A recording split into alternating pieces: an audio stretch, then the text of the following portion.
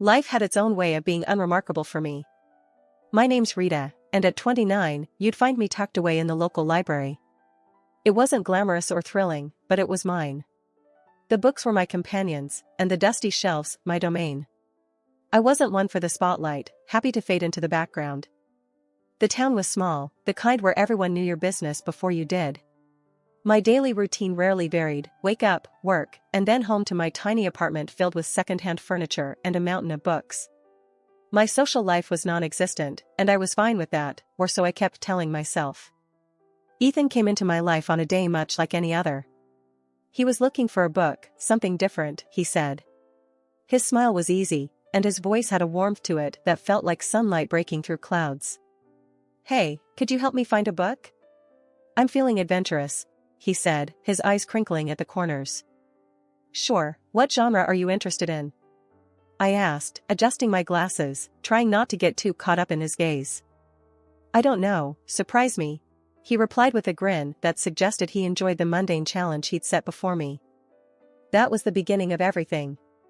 Our conversations became a regular part of my days. He'd ask about books, and I'd recommend titles, but soon those conversations shifted from the pages of novels to the details of our lives. Ethan was different. He listened, really listened, in a way that made me feel heard for the first time in a long while. One day, he came in looking more determined than usual. "You know, Rita, you're the most interesting person I've met in this town. Why do you hide in here all day?" he asked, leaning on the counter, a playful challenge in his eyes.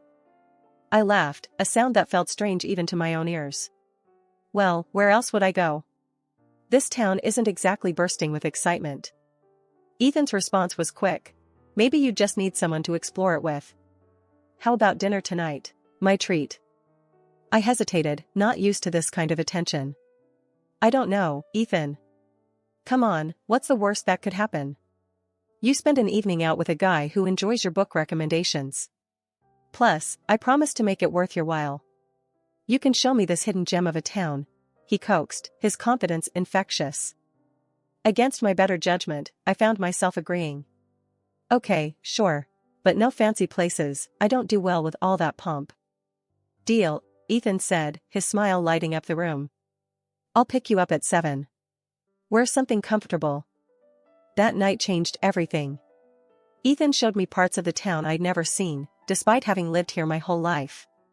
He made me laugh, a deep, genuine laugh that I hadn't known I was capable of. He listened to my stories, my dreams, and my fears, never once making me feel small or insignificant. As we walked back to my apartment, he stopped and looked at me, a seriousness in his eyes. "Rita, I know we've only just met, but there's something about you. You're not like anyone I've ever known. You're genuine, and in a world full of fakes, that's rare." I didn't know what to say. No one had ever spoken to me like that before. "Ethan, He cut me off, gently placing a finger on my lips. "You don't have to say anything. Just know that I see you, Rita. I see the person you are, and I like what I see." Ethan had always been the sweet spot in my day, making everything seem brighter with his care and affection. He had this way of making me feel seen, calling me beautiful, kind, and smart, things I hardly believed about myself. It was his warmth that won me over, making the idea of forever seem not just possible, but desirable. When he popped the question, it felt like a dream. "Marry me, Rita. I can't imagine my life without you," he had said, his eyes shining with sincerity. I didn't hesitate. "Yes," I breathed out, feeling a mix of excitement and disbelief. But before we could get lost in the whirlwind of wedding planning, there was one crucial step we had to take: meeting his parents. Ethan had given me a heads up, a sort of pre-warning. "My folks, they have a bit of a high standard for who I bring home. But don't sweat it, okay? They're gonna love you once they see how amazing you are," he assured me, though his nonchalance did little to ease my nerves. I was a wreck before the meeting, rummaging through my wardrobe for something that screamed modest yet dignified. It felt like an impossible dress code to crack. Ethan, on the other hand, was the picture of calm, almost disinterested, as if the outcome of this meeting didn't weigh on him at all. "You're overthinking it, Rita. Just wear what you're comfortable in," he said casually, which only frayed my nerves further. The day arrived, and I chose a simple blue dress that I hoped struck the right balance. As we drove to his parents' house, Ethan seemed more preoccupied with the music on the radio than the impending introduction. "You sure they're gonna like me?" I asked, seeking some reassurance. They'll come around. Just be yourself," Ethan replied, his attention briefly flitting to me before returning to the road. His laid-back attitude felt jarring compared to the storm of anxiety brewing inside me. Walking up to the door of Ethan's childhood home, my heart was pounding. His earlier warnings echoed in my head, painting a picture of the scrutiny I was about to face. The door swung open, and we were greeted by Ethan's parents, their expressions hard to read. The dinner that followed was a minefield. Ethan's parents grilled me with questions that felt more like an interrogation than casual dinner conversation. "So, Rita, Ethan tells us you work at a library. Do you see yourself doing that long term?" his father asked, his tone suggesting he found my job lacking. I fumbled for an answer, trying to sound confident. "I love working there. It's fulfilling in a way I can't quite describe," I said, hoping my passion would be enough to win them over. Ethan was strangely quiet throughout, offering little support as I navigated the barrage of questions and veiled criticisms. It felt like I was alone on the battlefield, with Ethan retreating into a role of passive observer. As we drove home, the silence in the car was deafening. I couldn't help but feel disappointed, not just in the evening's events, but in Ethan's indifference. "I thought you said they'd warm up to me." I finally broke the silence, my voice tinged with hurt. Ethan shrugged, a frustratingly nonchalant gesture. "Give it time, Rita. They just need to get to know you better," he said, his words doing little to comfort me. After a few more dinners that felt more like interrogations than friendly meals, it was clear Ethan's folks weren't my biggest fans. They saw me as some kind of gold digger, I guess, which couldn't be further from the truth. I was never after Ethan's money. Heck, I barely knew about it until he brought it up himself one evening, saying, "My parents are a bit old school, you know? They worry about the weirdest things, like money and status." One night, Ethan came home looking more serious than usual. "Babe, we need to talk," he said, avoiding my eyes. That's when I knew something was up. "What's wrong?" I asked, feeling my stomach tie up in knots. "It's my parents," he started, finally looking at me. "They're insisting we sign a prenup." "A prenup?" The word felt foreign, bitter on my tongue. "Ethan, you know I don't care about your money, right?" He sighed, running his hands through his hair. I know. And I don't care about it either, not when it comes to us. But they're adamant about it. They think it'll protect both of us or whatever." I was hurt, not gonna lie. It felt like they were already betting on our failure. But I loved Ethan more than I cared about his parents' approval or some stupid agreement. "Fine," I said, more sharply than I intended. "Let's sign it and be done with it. Your money, my money, whatever. I don't care. I just want you." Ethan looked relieved, and a part of me hated that. "Thank you, babe. I hate this as much as you do, but it's just a piece of paper. It won't change anything between us." So, we signed the damn thing. Some lawyer his parents knew drew it up, making sure neither of us could touch the other's stuff if things went south. It felt like signing a declaration of distrust before we even started, but I pushed those thoughts away. I was in love, and love was supposed to conquer all, right? Our wedding was nothing grand, just the way I wanted it. A few close friends, an intimate ceremony, and the promise of forever. I moved into Ethan's place shortly after. It was a nice house, nothing too fancy, but it felt miles away from my old apartment. Ethan's parents lived nearby, which I soon found out meant surprise visits that were more about checking up on me than anything else. Life with Ethan started off like something out of a fairy tale, but it wasn't long before the gloss started to fade, revealing the grim reality beneath. The shift wasn't overnight, but the signs were there, creeping in slowly, eroding what we had built. His mother, Linda, was the first crack in our perfect picture. She'd drop by unannounced, her eyes scanning the house like she was taking inventory. "Remember, this is Ethan's house. Everything here is his." I tried to keep my cool, replying, "I'm well aware, Linda. I'm not here for your son's things. I love him." She scoffed. "Love doesn't pay the bills, dear. Just remember, if you ever leave, you leave with what you came with, nothing."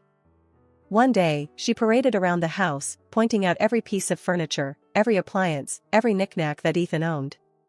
"See this couch? Ethan's. That painting? Also Ethan's. Remember, dear, in case things go south, you have no claim over any of it, she said, her voice laced with venomous sweetness.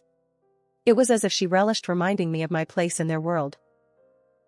Ethan's father, George, wasn't any better. He and Linda acted like they owned our house, not just visiting.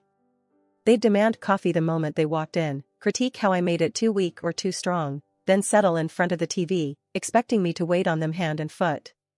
Grab us some of those chips, will you? And maybe wash those clothes piling up in the corner while you're at it, George would say, not even bothering to look at me. The worst part? Ethan never said a word against it.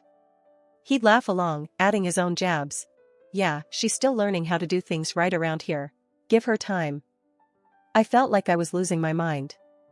This wasn't the man I married, this was someone else, someone cruel and dismissive. Do you even hear yourself? How can you let them treat me like this? I'd confront Ethan after his parents left. Babe, they're just set in their ways. You know how old people are. He'd shrug it off, making it sound like I was the one overreacting. They don't mean anything by it. Plus, you know we're on their dime. Can't bite the hand that feeds, right? That line hit me like a slap in the face. So, that was it. I was just the freeloader, the girl who married into their little empire and had to play by their rules or get out. My job at the library, which I loved, was a joke to them, just another reason to look down on me. The days blurred into each other, each one a repetition of the last, until that unremarkable Tuesday when everything changed. I was at work, shelving books, when I felt a sharp pain in my stomach, doubling me over. It wasn't just stress, it was something more, something worse. The next thing I knew, I was in the hospital, the sterile smell of antiseptic filling my nostrils. Lying in that hospital bed, I couldn't help but think how this was a new low. Alone, in pain, and not a single message or call from Ethan. Just when I thought things couldn't get any darker, a knock on the door heralded a visitor I never expected. Rita Turner? The man at the door was dressed in a suit, holding a briefcase, looking wildly out of place in the sterile hospital room. Yeah, that's me. Who are you? My voice was weak, tired from the pain and the endless cycle of disappointment. I'm Michael Johnson, a notary. I have something important to discuss with you. His tone was formal, but there was something in his eyes that made me want to listen. I motioned for him to continue, curiosity piqued, despite the situation. It's about your great-uncle, Edward Turner. He passed away recently, and, well, you're his sole heir. Rita, he left you an inheritance. The words didn't make sense at first. Are you sure you've got the right person? I haven't seen him for 15 years. Michael nodded. Quite sure. He was a private man, but always remembered you. Wanted to make sure you were taken care of. Lying in the hospital bed, feeling a mix of confusion and anticipation, I watched as the notary prepared to delve into the specifics of my great-uncle's will. He cleared his throat, opened his briefcase, and laid out the documents in front of him. Rita, your great-uncle was a man of substantial wealth and taste. He left you quite the inheritance. We're not just talking about cash here, though there's plenty of that, $20 million to be exact, Michael began, his voice steady and matter-of-fact. I blinked, still trying to wrap my head around the numbers. $20 million? I echoed, feeling my voice crack. That's right, he continued, unfazed by my shock. But there's more. You're also inheriting shares in several large companies. These are not minor investments, we're talking significant stakes in some of the most stable and profitable firms out there. My mind raced, trying to comprehend the magnitude of what he was saying. Owning parts of companies I'd only heard about on the news seemed like a fantasy. And there's the property, Michael went on, flipping through the papers. An old, large house in one of the most prestigious areas. It's not just any house, Rita. It's a mansion with history, acres of land, and it's all yours now. I tried to imagine the house, the kind of place I'd only seen in movies. It was overwhelming, to say the least. Don't forget about the antique car, he added with a slight smile, as if anticipating my reaction. A classic, fully restored, and in mint condition. It's a collector's dream. I chuckled, the situation bordering on surreal.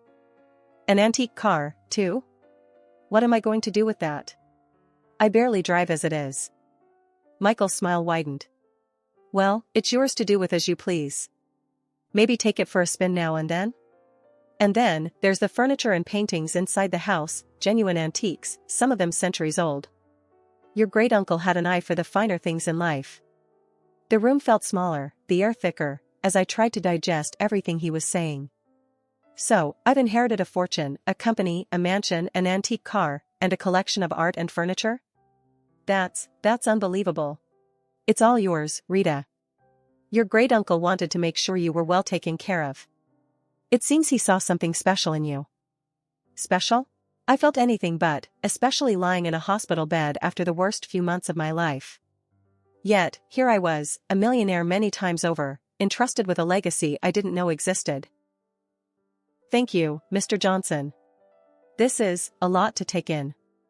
I don't even know where to start, I admitted, feeling a mix of gratitude, disbelief, and an overwhelming sense of responsibility. We'll take it one step at a time, he assured me. I'm here to help you through the entire process. As if on cue, my phone buzzed. Ethan's name flashed on the screen for the first time in days. Ignoring it, I turned back to Michael. What happens now? We'll need to process some paperwork, but the inheritance is yours. Your life is about to change, Rita. Change it did. After the unexpected windfall landed in my lap, Ethan and his folks turned a new leaf, or so it seemed. Their daily hospital visits were like scenes from a sappy movie. Ethan, who couldn't be bothered to check on me before, now hovered constantly, adjusting my blanket with a concerned furrow on his brow. How are you feeling today, love? He'd ask, his voice dripping with a sweetness that didn't reach his eyes. His mother, Linda, was even more theatrical, if possible. Darling, I'm going to cook your favorite lasagna when you get back home. Just you wait, she said, her smile wide but not quite reaching her eyes. It was all too much, too sudden. Yet, I played along, smiling weakly, thanking them for their care. But suspicion gnawed at me, urging me to look beyond their acts. So, one day, I did just that. After their routine visit, I mustered the strength to slip out of my bed and follow them, my heart pounding with every step. Hiding behind a corner, I listened in as their true selves unfolded with no audience to perform for. Their laughter was the first thing I heard, harsh and jarring. Can you believe how easy it is? She's terribly stupid. She's eating right out of our hands, Ethan said, a chuckle escaping his lips. Linda was more calculating, her voice sharp as she laid out their plan. Make sure she makes a baby with you, Ethan. Once she does, she won't ever be able to leave us. Then, we'll have a real hold on her and her fortune. Their words, cruel and cold, didn't shock me. Disappointment filled me, yes, but surprise? Not in the slightest. They showed their true colors, and I was done painting over them in shades of denial. Silently, I made my way back to my hospital bed, their mocking words fueling a fire within me. They saw me as nothing more than a ticket to wealth, a means to secure their future. But I wasn't going to play their game. Not anymore. Lying in that bed, a plan began to take shape, clear and firm. I was going to turn the tables on Ethan and his conniving family. They underestimated me, saw me as weak, but I was about to show them just how wrong they were. Back at the house after being discharged, I felt like a stranger walking into what was supposed to be my home. Ethan and his parents were there, waiting, their faces painted with fake concern and eagerness. The atmosphere was thick, charged with unspoken tension and expectation. Ethan was the first to break the silence, his voice a blend of feigned sweetness and underlying greed. Babe, you're home. How are you feeling? We've been so worried about you. Ignoring the lump in my throat, I met his gaze squarely, seeing the man I once thought I knew. I'm feeling better, thanks. But we need to talk. All of us, I said, my voice steady despite the turmoil inside. Linda, ever the actress, stepped forward, her hands clasped together as if in prayer. Of course, dear. We're here for you. Whatever you need. It was now or never. I took a deep breath and laid out my cards. I'm filing for divorce, Ethan. And before you ask, no, you won't see a dime of my inheritance. The room fell silent, the air sucked out of it as if by a vacuum. Ethan's face paled, his mask slipping to reveal the panic underneath. Divorce? But why? I thought we were happy? Happy? The word tasted bitter in my mouth. You, your mom, and your dad have made my life a living hell. You've treated me like a servant, not a wife. And now, suddenly, you're worried about me because I'm worth something to you? Ethan stammered, struggling to find the words, but Linda, always quick, jumped in. This is nonsense. We've always treated you like family. You're imagining things, dear. Rolling my eyes, I pulled out the prenuptial agreement from my bag, waving it in front of him. This is what saved me. You thought you could play me, but I'm not the naive girl you took me for. George, silent until now, finally spoke, his voice a mix of anger and defeat. You'll regret this. We're your family. No, you were never my family. A family doesn't treat one of their own like dirt and then turn sweet when money comes into the picture. I'm done here.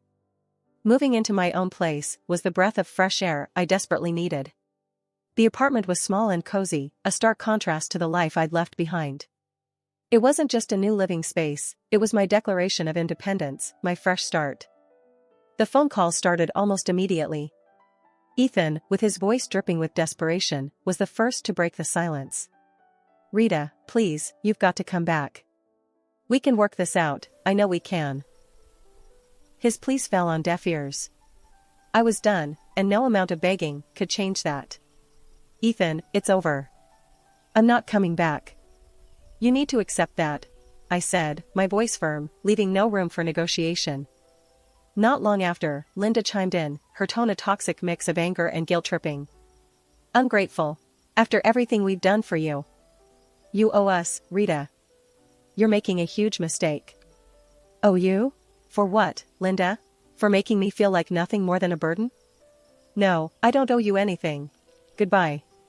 Hanging up on her felt like shedding a heavy weight, a final cut from the ties that bound me to a life of misery. The divorce was a relief, a clean break from a past that had threatened to consume me.